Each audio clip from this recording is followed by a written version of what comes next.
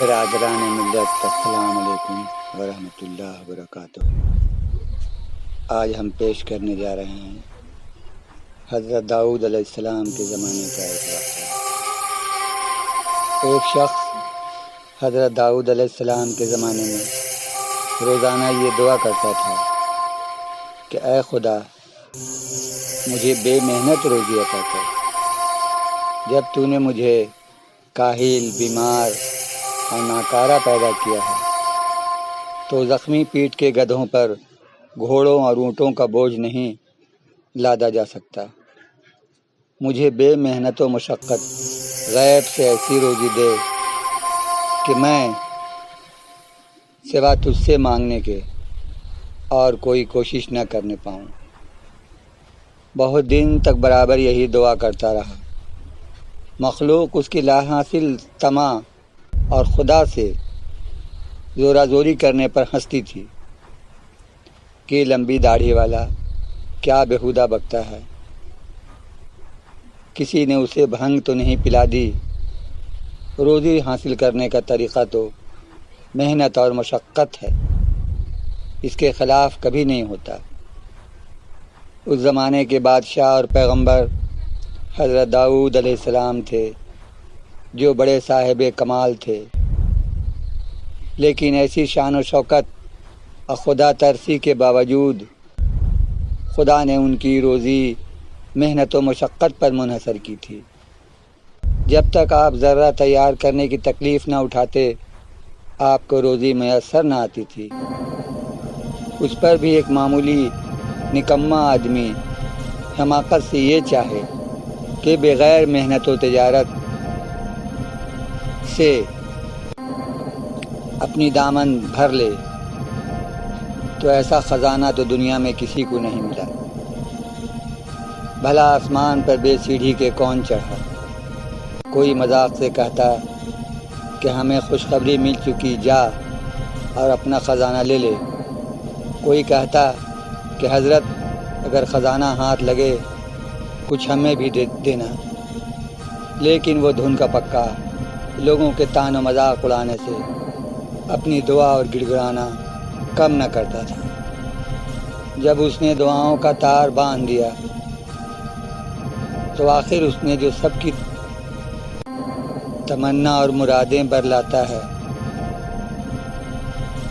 سب کی دعا سنتا ہے، لیکن آخر کار مانگنے والا ضرور پاتا ہے۔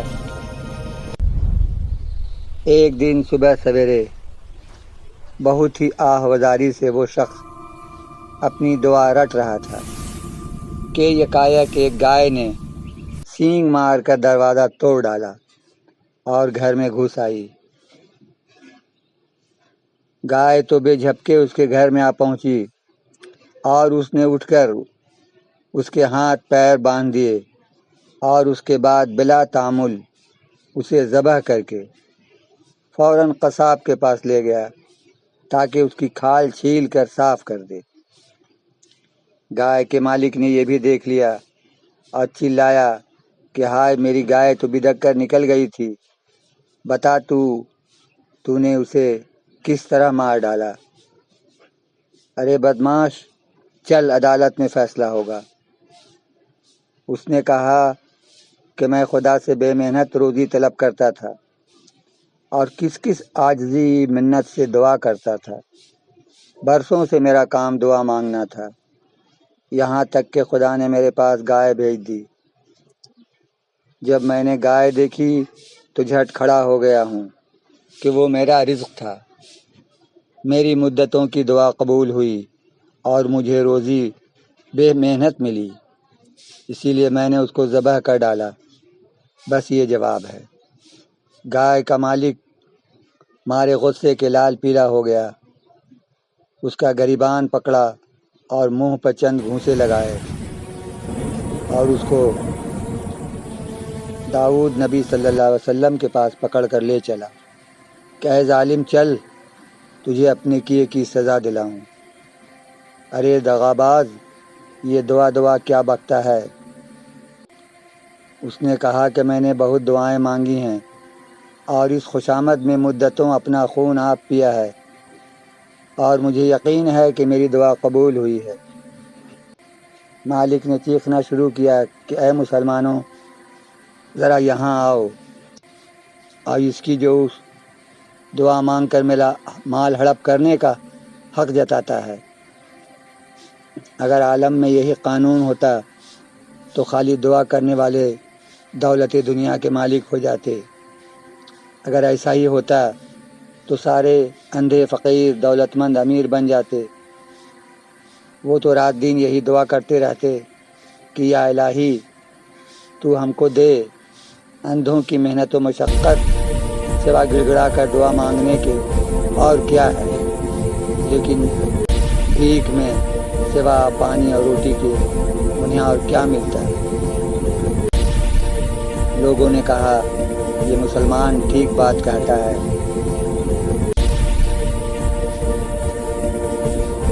اور یہ دعا فروش ظالم ہے، ایسی دعاؤں سے کوئی دولت مند کیسے ہو سکتا ہے؟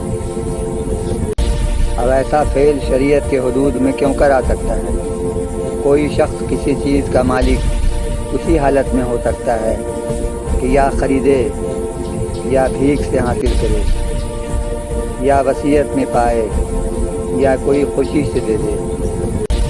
بس تو گائے واپس دو یا قید خانے کی سیر کرو۔ وہ آسمان کی طرف دیکھ کر کہتا تھا کہ اے رحیم و کریم، میں نے مدتوں اسی آرزو میں دعائیں کی ہیں، اور سوا تیرے ان سے کوئی واقف نہیں۔ تو ہی نے میرے دل میں دعا ڈالی، سینکڑوں امیدوں کے چراغ روشن کیے۔ میں نے وہ دعائیں خالی خولی نہیں کی تھی، بلکہ یوسف کی طرح کتنے ہی خواب دیکھے تھے۔ اس دغاباز نے مجھے اندھا کہا ہے، اے خدا یہ اس کا قیاس ابلیسانہ ہے۔ بھلا میں نے اندھے پن سے ایک دعا کب کی ہو؟ میں نے تو سوا خدا کے کسی سے بھیک نہیں مانگی۔ اندھا تو اپنی نادانی کی بنا پر مخلوق سے سوال کرتا ہے، مگر میں نے تو تجھ سے سوال کیا کہ تجھ پر ہر دشوار آسان ہے۔ مخلوق میرے بھید کو نہیں پہچانتی اور میری بات کو بیہودہ جانتی ہے۔ وہ بھی سچ کہتی ہے، کیونکہ سوا بھید کے جاننے والے اور عیبوں کو چھپانے والے کہ اور دوسرا کون ہے جو غیب داں ہو۔ مدعی نے کہا، ابے میری طرف دیکھ اور سچ سچ کہہ، یہ آسمان کی طرف کیا دیکھتا ہے؟ یہ کیا پاکھنڈ بنایا ہے؟ دھوکے سے اپنی خدا رسی جتا رہا ہے۔ جب تیرا دل ہی مردہ ہے تو کس منہ سے آسمان کی طرف دیکھتا ہے؟ الغرض سارے شہر میں ہلکم مچ گئی، اور اس دعا کرنے والے نے زمین پر سجدے میں سر رکھ دیا کہ اے خدا اس بندے کو بدنام نہ کر، اگر میں برا بھی ہوں تو میری برائی کو فاش نہ کر۔ تو جانتا ہے کہ طویل راتوں میں کس عذرزاری کے ساتھ تجھے پکارتا ہوں۔ اگر میری عبادت کی قدر مخلوق کو نہیں تو نہ صحیح، مگر تجھ پر روشن ہے۔ اے خدا یہ لوگ مجھ سے گائے طلب کرتے ہیں، تو نے گائے کیوں بھیجی؟ اس میں میری کوئی خطا نہیں تھی۔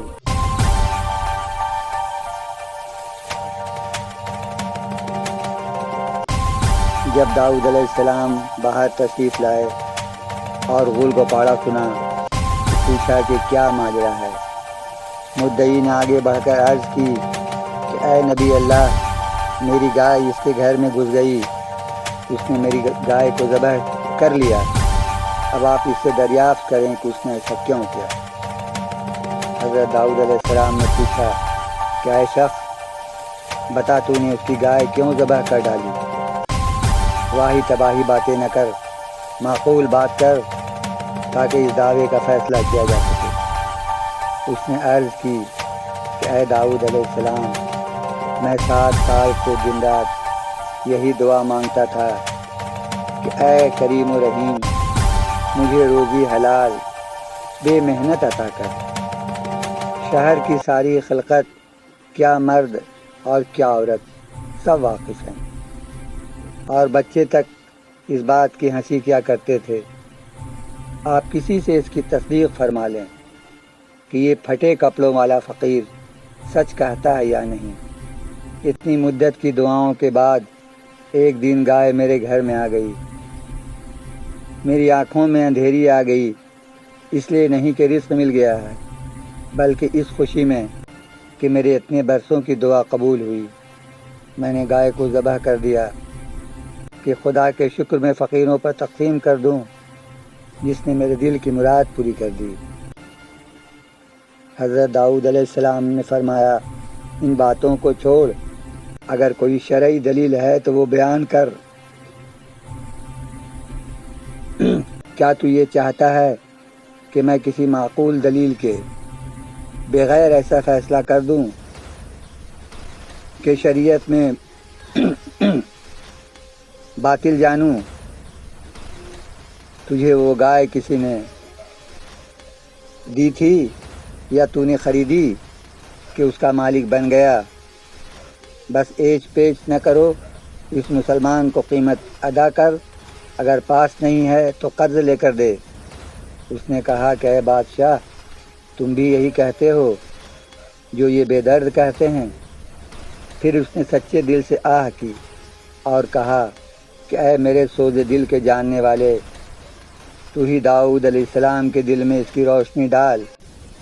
یہ کہہ کر پھوٹ پھوٹ کر رونے لگا، یہاں تک کہ داؤد علیہ السلام کا دل ہل گیا۔ داؤد علیہ السلام نے کہا، اے گائے والے، آج مہلت دے اور مقدمہ ملتوی کر، تاکہ میں خلوت میں نماز پڑھوں اور یہ احوال اس راز جاننے والے سے دریافت کروں۔ میرا خلوت میں نماز کے لیے جانا تعلیم خلق کا راستہ ہے۔ پھر حضرت داؤد علیہ السلام چپ چاپ تنہائی میں چلے گئے۔